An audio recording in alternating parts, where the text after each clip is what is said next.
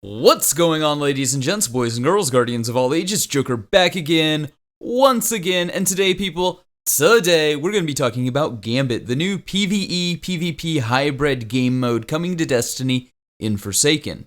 So, Gambit is an experience that I'm not entirely sure I know how I feel about.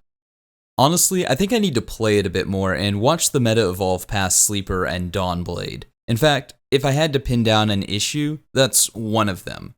I made the joke on Twitter and during streaming stating, I'm not calling for a nerf, which, to be absolutely clear, I wasn't and I'm not. I'm just saying I don't think Sleeper was playtested in Gambit. And there's a good reason for that. When Bungie has these invites where they bring streamers and YouTubers out, when they have these tournaments demoing the mode, it's always with mediocre weapons and loadouts.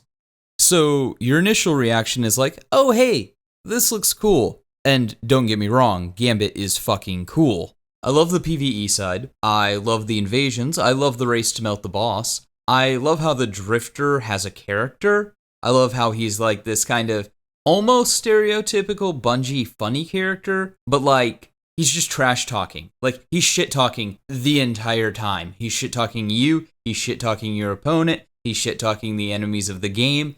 It's just amusing. And I absolutely love it when he talks about lore. The Drifter is most definitely channeling the same energy that Shax is, which is good because a terrible announcer can ruin an experience. Like, I hate Trials because I absolutely find the Emissary to be super annoying. She's one of the most interesting characters in the game from a lore mystery perspective. Like, I want to know more about the character, but I absolutely positively just find her so grating when she's announcing in Trials. Anyways, like I was saying, the way Bungie shows something off and the way that it actually is in-game is often quite different. Watching the competitive Gambit stream, it looked really competitive, but in actual practice, it's just one-shot body shot, sleepers, and melted bosses. And again, to be absolutely positively clear for those of you who missed it, I'm not calling for a nerf to anything. And if I was, the only two things that would be nerfed, the only two things that I think need to be nerfed, and this is across Destiny in general, is aim assist, which is absurdly high on consoles, and I think most people will agree with that, and bullet magnetism, which is insane in Destiny. So rest assured, I'm not calling for nerfs to your guns. But I digress, that's a conversation for another day. The three major criticisms that I have of the mode, two of which will likely stem from the fact that the mode needs to be accessible to all people playing it, which, if I would to be so bold as to make a suggestion, I really, really hope there's difficulty settings. Because if we're melting enemies now, what's that going to look like when we're at light level 600 in Forsaken? And I get that this demo was adjusted for our current light level, but I would like to see difficulty settings like Prison of Elders in Destiny 1, where you had the base mode and then you had the challenge mode. Anyways, back to my grievances. The first issue I kind of had was it felt like large blockers were way too weak and not really worth the risk of collecting 15 motes to summon. My second grievance is I really was not a fan of the Primeval Slayer buff. If it was something that I had to actually engage to get, like kill X enemy, like the witches that summon with the Primeval, to get X amount of a buff for X time, like many of the raid mechanics, that would be cool, but just getting it because... I also feel like the buff snowballs the game.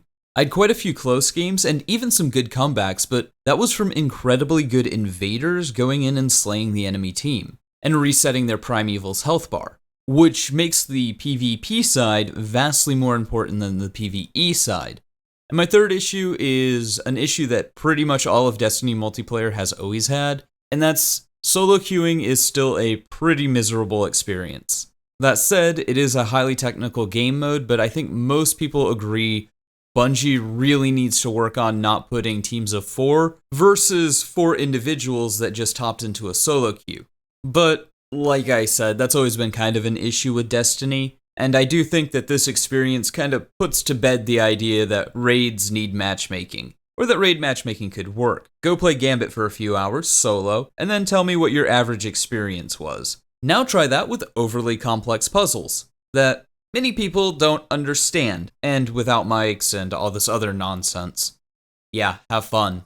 And of course, honorable mention would go to lag. This seems less like the PvP lag that we're all experiencing because the update, which will hopefully be fixed when Forsaken is released, and much more like the escalation protocol kind of lag.